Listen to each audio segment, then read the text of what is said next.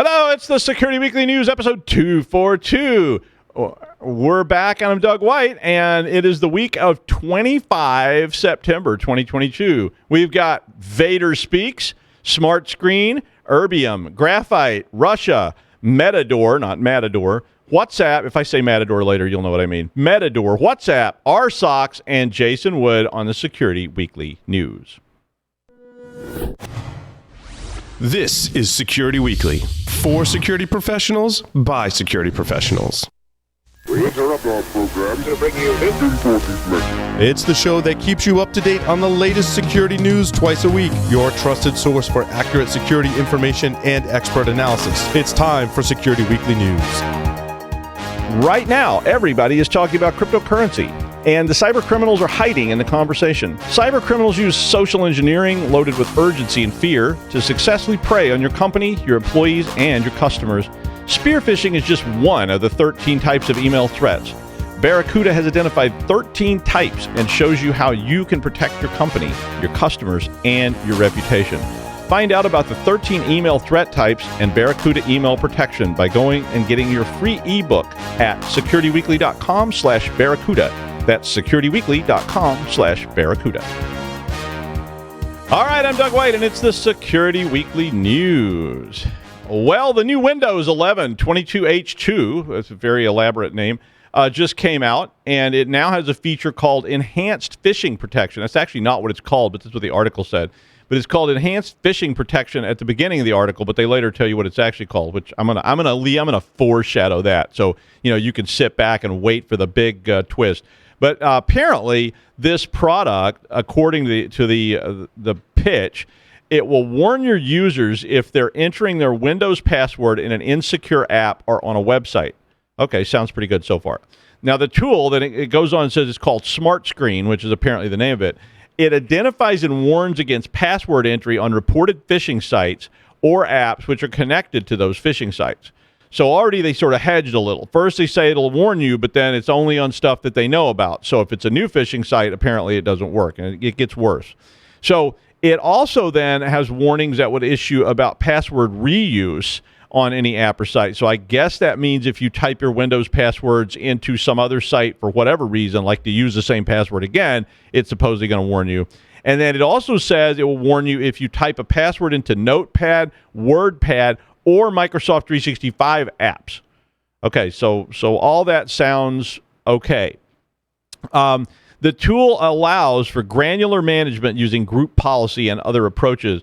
But here's the bad news, and this was the part that I was okay so far. There was a little squishiness there, but I was okay till I got to this next part.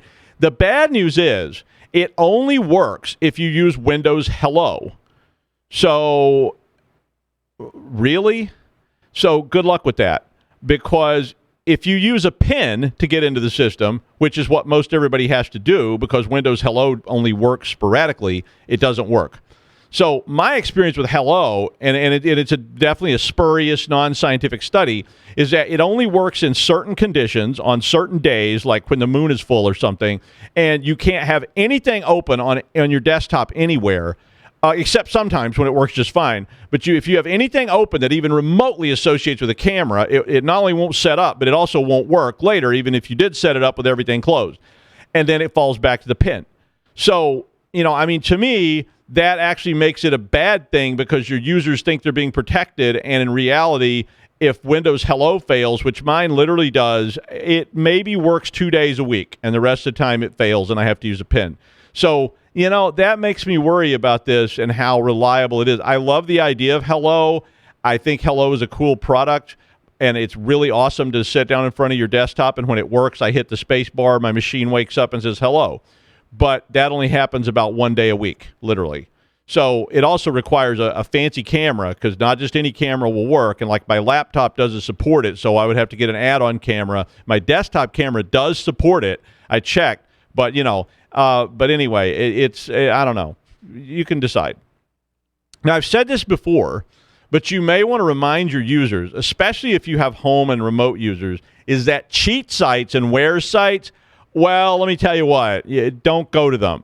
But if you're downloading cracked games, wares, all kinds of cheats, well, come for the cheats and stay for the malware. I mean, even if you're just going to those sites looking for lists of cheat codes or whatever so you can play Mario Kart, and cheat, because people apparently do that. I mean, when my daughter was little, we tried to play that, and you couldn't even play it for all the people cheating. It was like, why are you cheating at this? Like, go cheat for something worthwhile. This is stupid. But anyway, Erbium is a new malware that's just been found that was being promoted on Russian language forums since back in July, but it had not been really seen in the wild very much until recently. The original charge for using this malware was apparently $9 a week to subscribe to it, but it's now $100 per month, which is still pretty cheap if you think about it, and $1,000 for a 1-year license. I mean, it's still cheaper than Redline Stealer, because Redline Stealer is like $300 a month or so. And, so, hey, get your ass down to Crazy D's slightly used malware where prices are insane. This instance of Erbium was only used to ransomware churches by a little old lady from Pasadena. Not a scratch on it.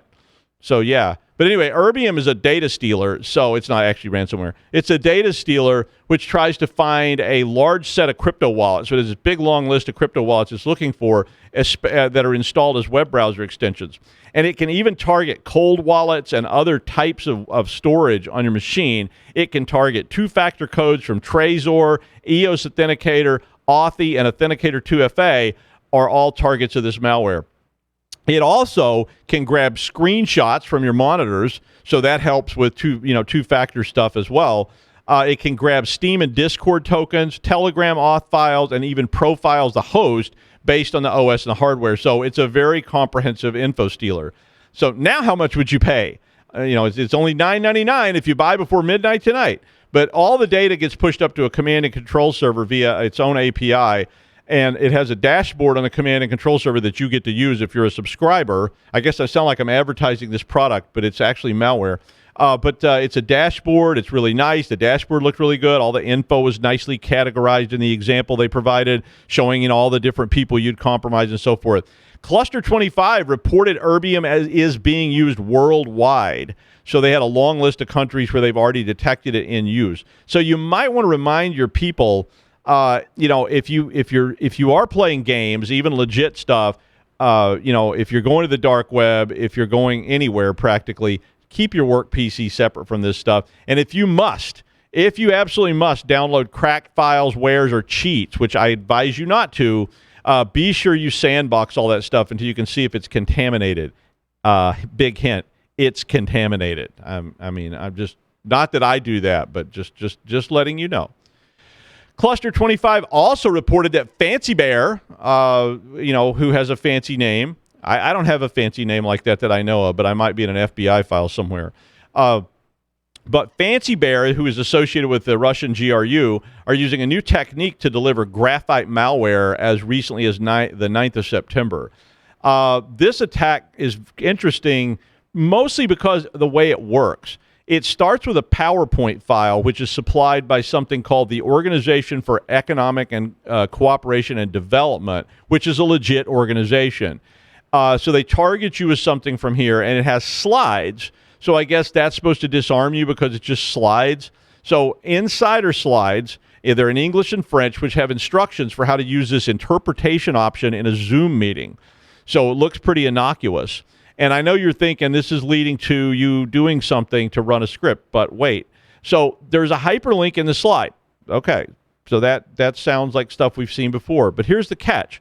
It triggers a PowerShell script which launches SynCap V publishing server utility. Sound familiar, but you don't have to click it. That's what's interesting. You don't have to click the link. If you simply put your mouse over the link, which is what we've been training people to do forever and ever and ever, well, think about it. When you mouse over something, that is also an action, right? Even though it's not a click, it is detected as an action. So basically, if you hover the mouse over the link, like we've trained everybody to do, it sets off the script. And this sets malware in motion, which downloads a JPEG from a OneDrive account, which is an encryption DLL called lmappy2.dll, which is a legitimate DLL to some degree because that is actually run by a system resource. Once it runs, when it gets triggered, it fetches a second JPEG and loads that into memory and so on. It's a framework, so it can actually load just about anything. But they have a lot of details in the article of examples of these kind of attacks. At the end of the day, the malware basically is a backdoor Trojan that is, they set up a situation where they can later install other malware on the system using what's been installed, this Graphite tool, which was installed by you hovering over this link, which is very interesting to me. I hadn't even thought of that, but I mean, once I read it, I was like, oh yeah, when you hover, an action occurs. And speaking of Russian attacks, the Ukrainian Military Intelligence Service warned that Russia is planning massive cyber attacks targeting the critical infrastructure of the Ukraine and its allies. They said that a new wave of attacks will likely focus on disrupting and taking down energy industry facilities and institutions. I'm presuming they primarily are focused on Western Europe and the Balkan states and Eastern Europe. But the claim is that this wave of attacks will draw on lessons they learned from the 2015 and 2016 attacks in the Ukraine. Hopefully the Ukraine learned some lessons from those attacks too. There were a lot of other warnings about Russian attacks that have been being put out. A July warning from the Council of the EU. CISA and FBI warnings were issued in February. TAG has issued warnings, and on and on and on about the Russians targeting energy infrastructure because they sell, fuel. So, of course, they're targeting energy infrastructure because the more they can disrupt that, the more desperate people will feel about buying their fuel. The warning says also that distributed denial of service attacks should be expected against Poland and other Baltic countries in the near future. I don't know if this is all just, people speculating or they have any evidence of this or whatever, but it was an interesting warning. So if you are in any of those locations or you're an ally of the Ukraine, like everybody in the entire world except for China, India, and Russia, you may be targeted in this. Matador, not Matador. I read that article twice, and I was like, why is it called Matador? Then I realized it was called Matador with an E, Matador. Matador is a new threat group that apparently has been breaching telcos, ISPs, and universities, primarily in the Middle East and Africa, for about 2 years, according to this report. Their goal seems to be long-term persistence for espionage purposes. Okay, well, that makes sense. Sentinel Labs discovered the Matador actors in a telco in the Middle East that had already been breached by other groups from China and Iran. So Sentinel Labs said they deployed their XDR solution months after the compromises had occurred, so they didn't get a lot of information about how the initial breach occurred.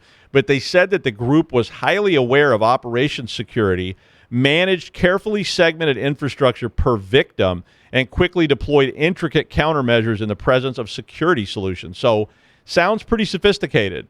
There are two main Windows malware frameworks that they're using are called MetaMain and Mafalda. Is that a pasta? MetaMain and Mafalda, and they both are memory-only executables.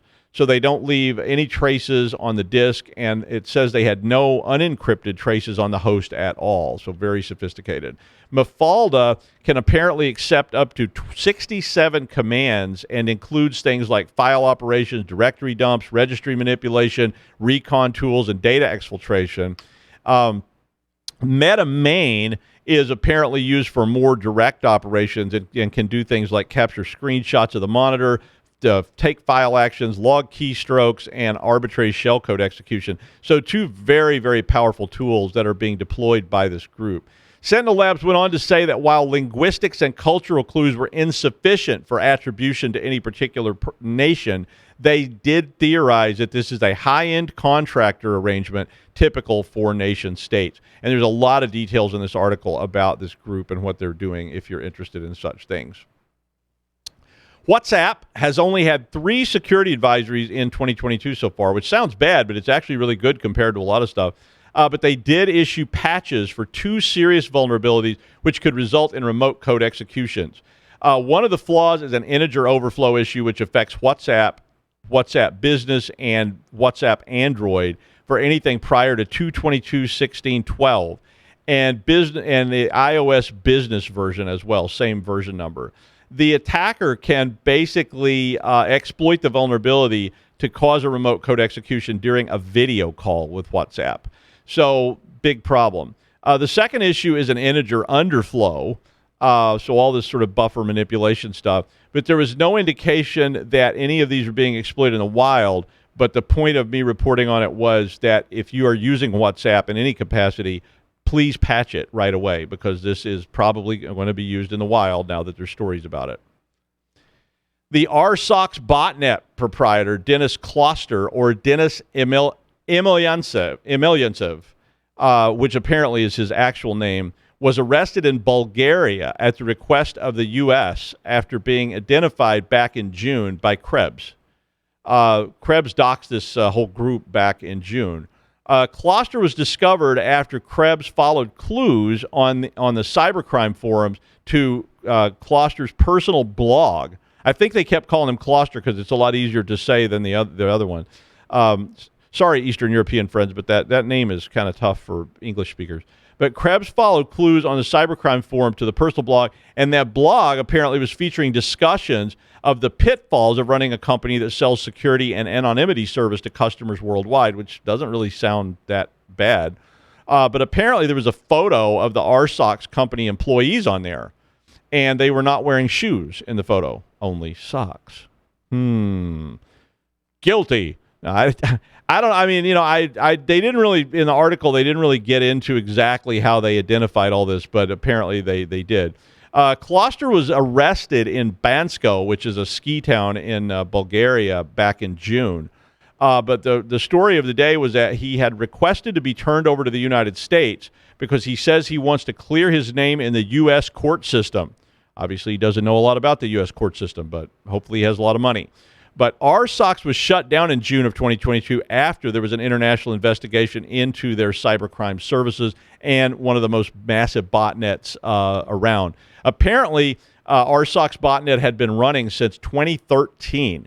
The Justice Department of the United States said that the botnet originally targeted IoT and IIoT along with other ICS components, but expanded into all sorts of devices, including Android phones and conventional computers as well. Apparently, Kloster is also a major player in Russian email spamming industry, as well as he said, Krebs said, he had claimed ownership of the Rus.spam forum, which is, I guess, a modern version of the spam forum, which is pretty old. But so I guess this guy was a big player in this field and maybe made a little too much of a fuss about it. One of the founders of, basically, I don't know why he's wanting to be extradited to the U.S. Maybe they got better food in the prison than in Bulgaria. I'm not sure. Well, one of the founders of the Naked Goat Yoga movement, he is credited with being the first to do it completely naked, as the partially clothed goat yoga movement lost steam back in the summer. Please welcome Jason Wood. Hey, everybody. Good to be with you again. This week, actually, Meta just released a report detailing the takedown of 2 misinformation campaigns that were being conducted on Facebook, Instagram, and other social media applications and platforms. According to Meta, and this just caught my attention just because it was kind of interesting. There was a good compare and contrast here between the first campaign that Meta talked about, which was, as they put it, it originated from China. Now, they're not saying that it was run by the Chinese government. That's where the originally came from. And another campaign being conducted by a Russian group. Now, what was interesting about in particular, I guess, about the Chinese-based misinformation campaign was that this is the first, as it's being reported, or that where it's targeting the U.S. population specifically. China's been doing this for a while, where they'll try and influence things around the world, go to the international population, for example. But in this case, where the campaign that they're talking about, it specifically went after Americans as well as folks in the Czech Republic. There was a portion of this campaign that went after them. What was interesting is seeing them in the same report and kind of doing like I said, a little bit of a compare and contrast here between the two. So Meta broke down the Chinese campaign actually into 4 different activity clusters, and there was some overlap in between them, which at least one point caught my attention a little bit earlier, or I'll mention a little bit later. But the first one, the first cluster went after just the international audience. And this one, it's written in Chinese as far as the language used. But what was interesting is the names for the profiles, the user accounts, were actually female English names, and then they used male profile pictures to go with that. So we've got, the post written in Chinese, female English with a male picture hanging out on it. So, maybe a little bit of a mistake there, make people feel a little wary of it. Excuse me. They did say that this was by far the least sophisticated of the clusters. The second one was actually where it starts targeting folks in the U.S. These were written in English, and in this case, the second cluster targeted folks of a conservative political ideology. And the post only lasted for a few weeks before it went silent. So it's so brief that I'd hesitate to call it a cluster, but they were able to group it up to the accounts that were associated with this and different pages that they were linking on. The supposed authors are talking about things that are hot button issues for conservatives. They'd make fun or criticize politicians that have come with a little bit of a bugbear to those folks. The third cluster targeted the liberal side of America, and they pretended to be folks in Florida, Texas, and California, and they would get into issues that would get folks of more liberal persuasion riled up as well. Their script actually, the script was really sounded like it was kind of the same. It was just like mirror images of it. They would pick on the same issues, but then they'd take the opposite view of it. And same thing, we're going to criticize politicians that are hated from that side of the spectrum. One of the things that was kind of interesting is they saw one of the accounts used on the conservative campaign flip around and start posting on the from the liberal point of view. So that was kind of funny to see that. Bad linguistic issues throughout, all kinds of stuff going on. The fourth one, totally switched it up. This is where they target the folks in the Czech Republic, and here the focus is written in the Czech language, but it's trying to influence people to say in the Czech Republic to basically put pressure on their government in regards to their stance towards the Ukraine and China itself in particular. How successful were these efforts? The answer really is not at all. Meta notes that there was no engagement or very little engagement with any of these campaigns by actual people. And the instances where they did get somebody who was actually a real person responding to it, they're criticizing it and saying, this is bogus, completely fake. I don't know what's going on here. This is a joke. They weren't able to get much of a response on Facebook or Instagram. Even their memes didn't get any particular play. Now, what I'm interested in with this is because they note this is the first time that we've seen, or at least publicly talked about, I guess, according to Meta, China going after people in America specifically and trying to do some kind of influence there. In particular, we're in the middle of midterm elections here inside of the United States. So that, heightens some of the awareness and sensitivity around this. But their first foray into this, they pretty much bombed out. Are they going to do it again? Well, that's going to be the interesting question. Honestly, the fact that this bombed may not be the end of it. As me, in my case, anytime I try something new, I pretty much suck at it as well. So you take the lessons learned and try, to modify that over time. Could this be something that you will see more of? Could it be something where it's more overt from the Chinese government?